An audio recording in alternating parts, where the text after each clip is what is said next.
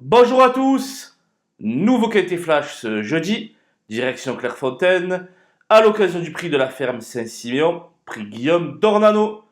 16 chevaux âgés de 5 ans et plus vont s'affronter dans un handicap listed sur les haies et sur la distance de 3600 mètres.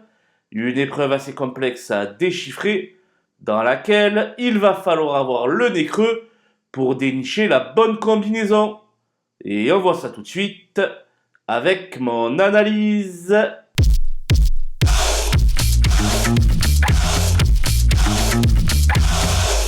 Les bases avec le 4 McGuarty, qui n'est autre que le tenant du titre de cette épreuve et qui vient d'ailleurs d'effectuer une bonne rentrée sur ce tracé.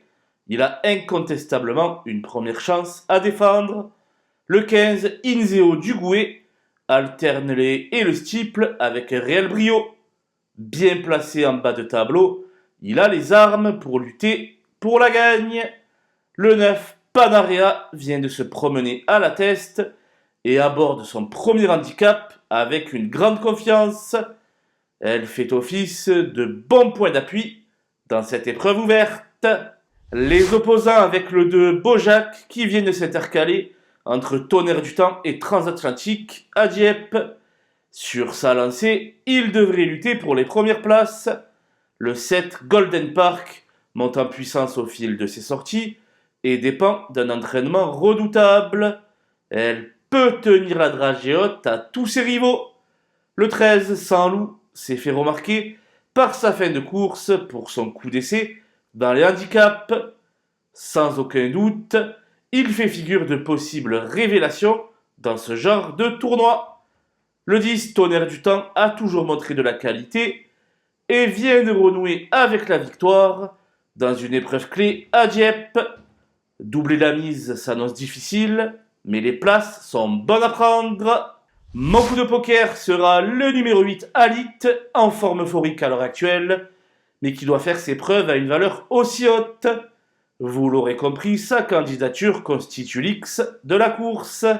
Les outsiders avec le 5 Dantor des Obos, qui avait terminé 4ème de l'édition 2023. Il a son mot à dire pour une place en bout de combinaison. Le 12 Transatlantique donne toujours le meilleur de lui-même sur la piste. La 5e place pourrait bien lui échoir. Le 3 Normande n'a plus de marge au poids suite à 2 succès dans cette catégorie. Cependant, on peut la glisser dans un chat réduit. Le 16 Adexa des Obos est en forme, mais la piste de Clairefontaine n'est pas sa tasse de thé. Affaire d'impression. Le 14 Dinosaure a été éloigné des pistes durant 1 an et demi, et il y a du pour et du contre depuis son retour à la compétition. S'emparer d'une allocation serait déjà un joli coup. La Silton a toujours échoué en 3 tentatives dans les quintés. Je n'en ai pas fait un interdit, mais néanmoins, je n'y crois pas beaucoup. J'ai écarté le 6 Groomboy, pénalisé au poids et peu confirmé dans la catégorie, et le 11 Rock'n'Roll qui n'a qu'un seul parcours en plat dans les jambes. Voilà, nous avons passé en revue les 16 partants de ce prix de la ferme Saint-Siméon, prix Guillaume d'Ornano. Je vous laisse avec ma sélection et mes conseils de jeu. Bon jeu à tous!